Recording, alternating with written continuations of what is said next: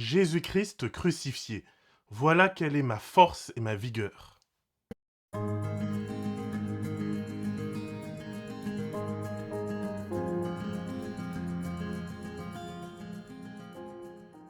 Je te salue par la grâce de Jésus.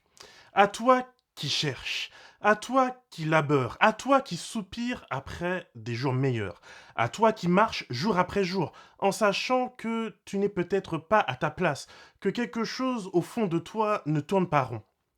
J'aimerais te dire aujourd'hui que tu ne rêves pas. Ton mal-être, ta gêne ont bien une cause. Tu es un ou une enfant de Dieu au milieu de monde qui marche sur la tête. Je suis vraiment frappé de voir de plus en plus de personnes qui sont mais vraiment dégoûtées de notre société. Et il n'y a pas que des chrétiens. De plus en plus de personnes cherchent une espérance. Le divertissement, le plaisir, les luxes, toutes ces choses ne suffisent plus à nourrir notre âme. D'ailleurs, à chaque génération, il y a eu un mouvement social de personnes qui ont cherché à se nourrir de plus que ce que notre société pouvait nous offrir au niveau matériel. Notre vie, parfois, malheureusement, pue la mort, et on en a conscience. Alors, on se cache avec du maquillage, on s'active pour oublier, on prend des cachets, parfois, pour s'endormir. Mais quelque chose de vide continue à résonner au-dedans de nous. Notre âme a soif et nous errons dans un désert de plus en plus sec.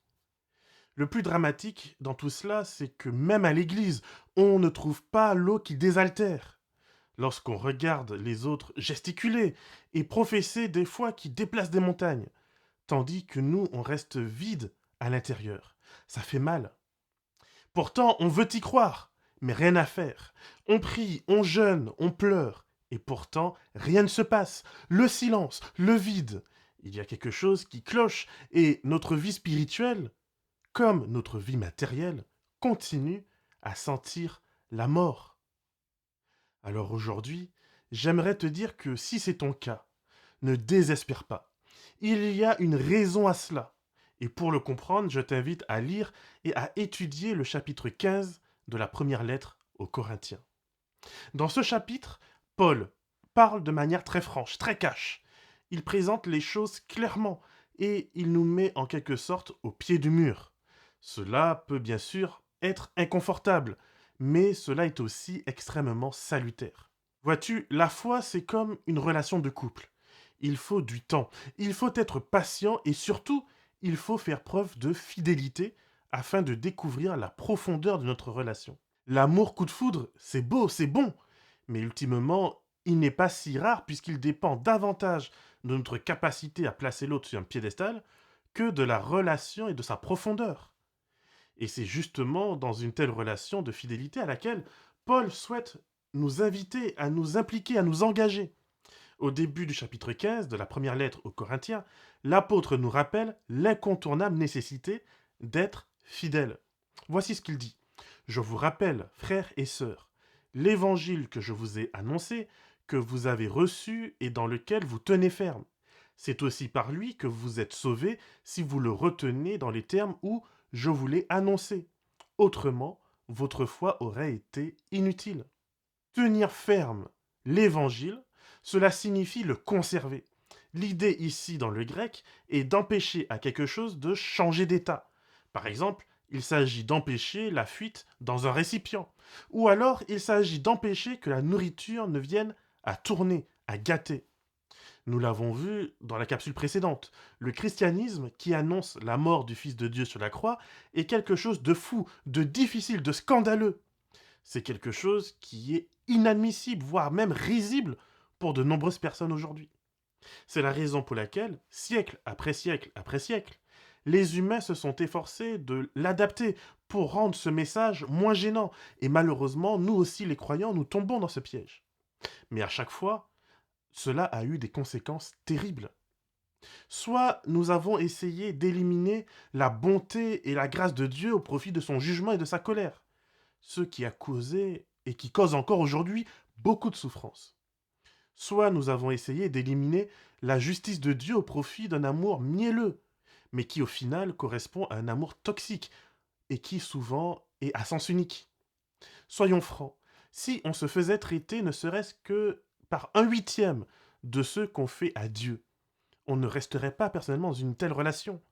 L'amour n'est pas l'absence de responsabilité et de fidélité. Paul, d'ailleurs, en a bien conscience de cette tendance naturelle à déformer l'évangile et à le remplacer par ceux qui nous semblent doux, par ceux qui nous semblent logiques, par ceux qui nous semblent aller de soi.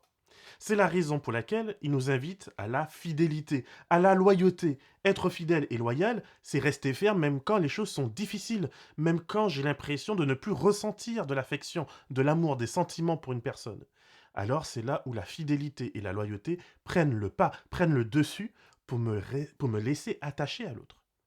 D'ailleurs, cet appel à la fidélité ne fait pas que nous concerner. Paul aussi s'est efforcé d'accueillir l'évangile et de le transmettre avec fidélité. Pour lui aussi, ça a été difficile. Il va donc retracer le cheminement de ce qui fait l'autorité de la foi chrétienne. Ce qui est bien avec Paul, c'est qu'il est un peu comme nous. Il n'a pas eu la chance de voir Jésus en chair et en os. Il n'a pas été l'un des 12. Il n'a pas mangé avec Jésus. Il n'a pas vu ses mains clouées sur la croix. Pourtant, il y a bien eu un miracle dans sa vie. Il y a eu ce miracle qu'il a bien arrêté sur la route de Damas.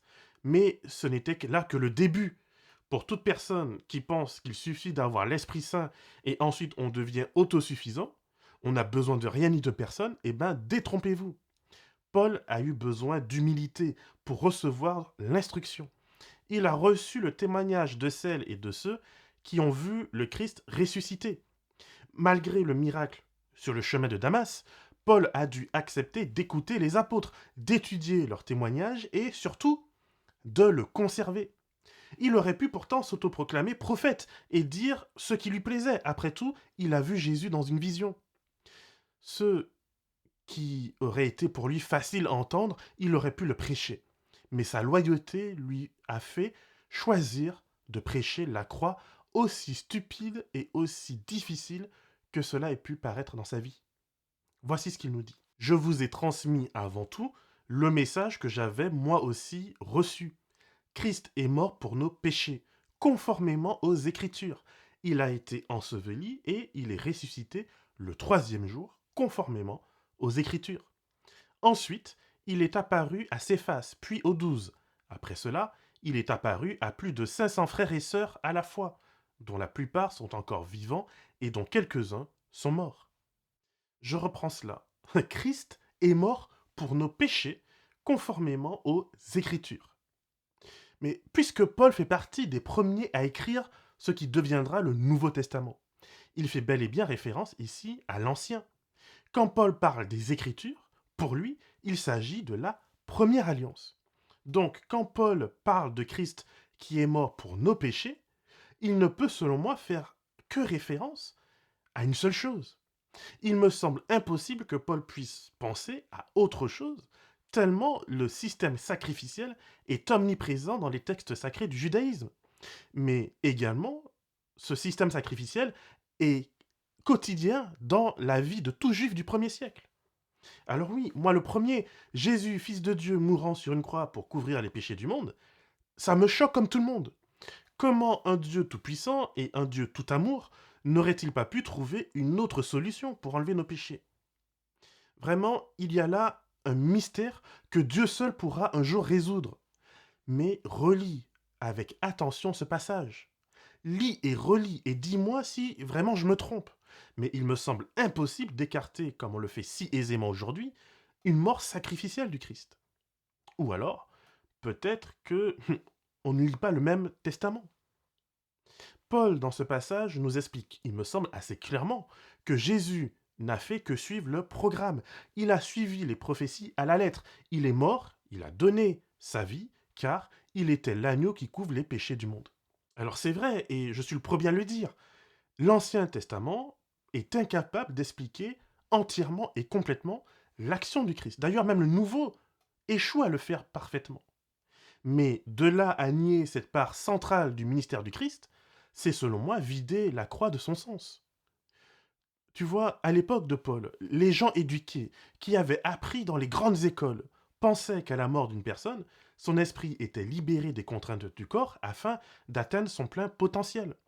D'autres encore pensaient, un peu comme les athées d'aujourd'hui, qu'après la mort, il n'y avait que rien que néant. On ne retrouvait que dans les milieux populaires, dans les histoires populaires, dans les contes et les légendes pour enfants, cette notion que il était possible de revenir à la vie.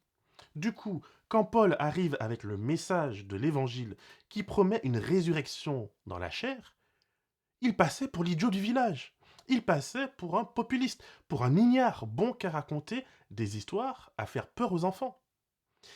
Pire encore, non seulement Paul passait pour un idiot, mais son message, sa prédication, l'évangile qu'il prêchait passait pour quelque chose de simpliste, pour quelque chose de trop simple. Mais Paul nous montre ici le sens du mot courage. Le courage, c'est rester fidèle au message de l'évangile, quel que soit le sens du vent, quels que soient les érudits et les personnes éduquées aujourd'hui qui pensent connaître mieux que Dieu. Le croyant, lui, puise sa force dans sa fidélité envers Dieu. Pour moi, c'est vraiment quelque chose d'important, car je crois que c'est bien là, aujourd'hui, l'un des problèmes de l'Église. Nous avons voulu intégrer le groupe des élèves populaires du lycée, et pour ce faire, nous avons accepté de mettre de côté notre message pour quelque chose qui nous semble être plus cool, mais qui finalement nous vide de cette puissance qui est l'Évangile. Et en vérité, nous continuons à nous refroidir, nous continuons à perdre notre motivation, alors que nous pensions que ça allait nous donner un second souffle. Pas du tout. Paul, d'ailleurs, nous avait avertis. Au verset 14, il dit ceci: si Jésus n'est pas mort et ressuscité, alors notre prédication, notre témoignage, notre foi est vide. Et ça sert à rien. Alors, oui, j'entends bien les appels à prêcher du positif, à prêcher l'amour de Dieu, la relation avec Dieu. Mais si on y pense, mon ami, ces choses n'ont de sens que si elles reposent sur un fondement. Et Jésus est le fondement. Sa mort pour moi est le fondement. Jésus mort pour moi et pour toi. Jésus, l'agneau de Dieu qui ôte la culpabilité de nos péchés, c'est la base de l'évangile. C'est le fondement sur lequel on peut ensuite bâtir le reste. Et je dis oui à la relation. Je dis oui à l'amour. Justement parce que je suis délivré. Écoute ce que dit Paul et comment il lie la résurrection à la mort de Jésus. L'un, selon lui, ne va pas sans l'autre. Or, si Christ n'est pas ressuscité, votre foi est inutile. Vous êtes encore dans vos péchés, et par conséquent, ceux qui sont morts en Christ sont aussi perdus. Si c'est pour cette vie seulement que nous espérons en Christ, nous sommes les plus à plaindre de tous les hommes. Dans 1 Corinthiens 15, versets 17 à 19. C'est là pour moi l'une des plus belles paroles de Paul, et aussi l'un de ses plus sérieux avertissements. Si Jésus-Christ n'est pas ressuscité, non seulement notre foi est inutile, dit-il, mais encore plus loin, nous sommes toujours dans nos péchés. Je ne sais pas si tu vois bien le lien ici. Il ne suffisait pas seulement à Jésus de venir sur terre. Il n'était pas suffisant pour Jésus de venir nous dire de belles phrases, de belles paroles, et de faire quelques miracles pour amuser la galerie. Jésus devait donner sa vie en sacrifice pour les péchés. Autrement, sans ce don volontaire et sans la preuve indubitable de l'approbation du Père, nous serions encore dans nos péchés et donc nous ne pourrions pas espérer le ciel. Nous ne pourrions pas espérer avoir notre place sur la nouvelle terre. Hmm. Il y a pire. Nous mettrions notre foi dans quelqu'un d'incapable de nous sauver. Baptiser au nom de Jésus, croire au nom de Jésus, tout cela, ça servirait à rien. Et c'est pour ça que Paul va nous dire, là, l'une des choses les plus percutantes pour nous aujourd'hui. Il nous dit que si ma foi en Jésus ne s'arrête qu'au présent, si je ne lis les évangiles que pour y voir la beauté philosophique des enseignements de Jésus, mais qu'en ce faisant, je ne mets pas ma foi en lui pour le pardon de mes péchés, alors nous sommes les plus à plaindre des hommes. Quel avertissement! C'est vrai que Jésus est venu nous interpeller sur le regard que nous portons les uns sur les autres. Mais il ne s'est pas arrêté à ça, ça ne suffit pas. Ça n'a jamais suffi. Jésus n'est ni le premier, ni le dernier des sages à nous interpeller sur la règle d'or. Aime ton prochain. Mais Jésus est le seul et unique capable de transformer notre cœur et de nous aider à vivre cette règle pleinement, jusqu'au bout. Si on regarde par exemple l'approche moderne, qu'est-ce qu'elle consiste à dire et à faire? Elle nous dit que si on peut sortir tout le monde de la misère, alors il n'y aura plus personne qui sente mauvais. Et donc, je n'aurai pas à m'efforcer à aimer celui et celle qui est dans la rue. Si d'autre côté, on arrive à éduquer et à laver la cervelle de tout le monde, alors on créera une société de compis conformes. Alors bien sûr, on permettra quand même une certaine diversité d'apparence, tout ça pour se donner bonne conscience. Et une fois que tout le monde pensera la même chose, il sera bien facile de s'aimer les uns les autres puisque cela ne demandera que très peu d'efforts. Il est toujours plus facile d'aimer sa propre idée que celle d'un autre. Mais cela n'est qu'une contrefaçon du christianisme. Jésus nous invite à aimer celui ou celle qui est profondément différent. Jésus m'invite à aimer mon ennemi, mon tortionnaire. Jésus m'invite à donner mon manteau à celui ou celle qui me le vole. Et à l'époque de Jésus, un manteau, c'est pas juste un accessoire de mode. Le manteau, c'est un peu la vie. C'est ce qui permet de se tenir au chaud le soir et d'éviter de geler de froid. Le manteau, c'est ce qui permet à une personne de voyager. C'est la carapace, c'est notre protection. Pourtant, Jésus invite à l'abandon et au lâcher-prise, non pas comme une simple technique de yoga pour se faire du bien, mais bien comme un don de soi à l'autre, y compris et surtout lorsque l'autre ne mérite pas ce don. Voilà la véritable folie de l'Évangile. Voilà ce que Jésus lui-même a enduré pour nous, et voilà ce qu'il nous invite à faire si nous acceptons de devenir ses disciples. La tentation de tourner la folie de la croix en une philosophie du développement personnel n'est pas nouvelle. Déjà du temps de Paul, c'est exactement la tentation qui gagnait petit à petit les Corinthiens. Faire du Christ un message plutôt sympatoche, d'amour du prochain, mais sans véritable sacrifice. Alors mon ami, si Jésus est ressuscité, c'est parce qu'il a donné sa vie pour nous racheter. Il a donné sa vie pour nous couvrir de nos péchés. Et il est ressuscité parce que son sacrifice a été accepté. Son sacrifice a été reconnu comme digne, comme légitime. Et Jésus a non seulement donné sa vie pour nous racheter, mais également pour réduire au silence, une fois pour toutes, les dominations. Dans l'esprit de Paul, ça veut dire les puissances du diable qui cherchent encore et toujours à séduire les êtres célestes comme les êtres terrestres. Et à partir du moment où le diable a convaincu les enfants de Dieu de se déconnecter de la source de la vie, la mort est entrée dans l'univers. Le don du Christ va permettre de boucher le trou. Jésus a permis de vaincre la mort. Après Jésus, plus personne ne voudra se déconnecter de Dieu, parce que Jésus aura, par la démonstration de son amour, réduit au silence les accusations du diable. Et oui, voilà pour moi en tout cas la bonne nouvelle, aussi folle et scandaleuse qu'elle puisse être. Jésus est venu donner sa vie en rançon pour une multitude. Et cette vie est donnée pour toujours. Bien que ressuscité et bien que possédant un cœur qui ne peut plus être tué, un corps qui ne peut plus être détruit, Jésus portera pour toujours les traces du péché. C'est-à-dire qu'il ne sera plus jamais un simple esprit, mais il restera à toujours le pont entre l'humanité et le divin. Le sacrifice de Jésus lui a donc bien coûté la vie, malgré la résurrection. Alors, revenons à notre point de départ. Pourquoi sommes-nous si découragés? Pourquoi avons-nous le cœur si abattu? Pourquoi l'évangile semble n'être qu'un beau concept pour beaucoup et si vide dans notre vie à nous? Personnellement, j'ai deux options. La première est celle que j'ai développée jusqu'à présent. Sans lâcher prise et sans accepter l'intégralité du message de l'évangile, nous sommes les plus malheureux des humains. Ce message n'est pas que le fruit d'une belle réflexion philosophique. Comme l'a dit également l'apôtre Pierre, ce n'est pas par des fables habilement conçues que le christianisme est né. Aucun des apôtres n'aurait pu, au premier siècle de notre ère, inventer une histoire aussi invraisemblable, tant elle va à l'encontre des tendances humaines d'alors et encore aujourd'hui. Cette histoire n'est donc pas celle de Paul ou celle de Pierre, mais c'est bien l'histoire de Jésus de Nazareth qui est apparu vivant à plus de 500 personnes, alors même que Paul est en train d'écrire ses lettres, ces 500 personnes continuent à servir de témoins oculaires. Et ce sont ces témoins, entre autres, qui ont donné du crédit aux écrits qui deviendront plus tard ce que nous appelons aujourd'hui le Deuxième ou le Nouveau Testament.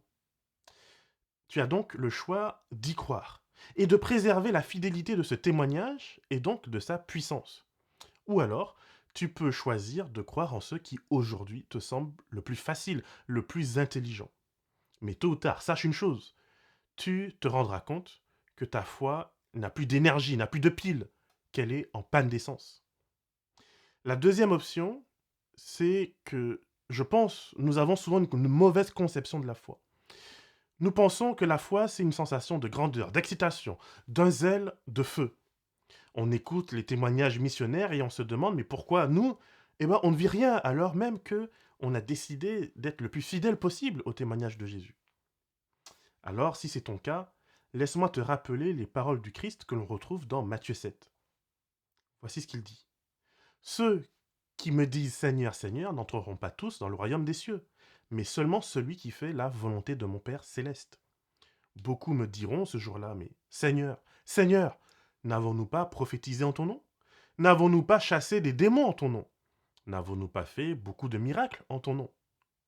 Alors je leur dirai ouvertement, je ne vous ai jamais connu. Éloignez-vous de moi, vous qui commettez le mal.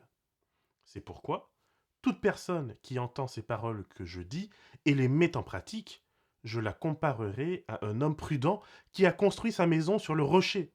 La pluie est tombée, les torrents sont venus, les vents ont soufflé et se sont déchaînés contre cette maison. Elle ne s'est pas écroulée parce qu'elle était fondée sur le rocher. Mais toute personne qui entend ces paroles que je dis et ne les met pas en pratique ressemblera à un fou qui a construit sa maison sur le sable. La pluie est tombée, les torrents sont venus, les vents ont soufflé et se sont abattus sur cette maison. Elle s'est écroulée et sa ruine a été grande. Matthieu 7, 21 à 27. Mon ami de grâce, ne construis pas ta foi sur le sensationnalisme. Ne construis pas ta relation avec Dieu sur la sensation de papillon qu'on peut avoir dans le ventre. Ne te lie pas à Dieu dans une quête de pouvoir, car tu risquerais tôt ou tard par finir par adorer le diable et sa fausse puissance. Être un disciple de Jésus, c'est avant tout pratiquer le bien avec un cœur humble et servant. La fidélité de Paul lui a valu les lapidations, des lynchages, des insultes. Il a été de même pour Pierre et pour la majorité des apôtres. Alors, si tu doutes, je t'invite à redoubler de fidélité envers Dieu.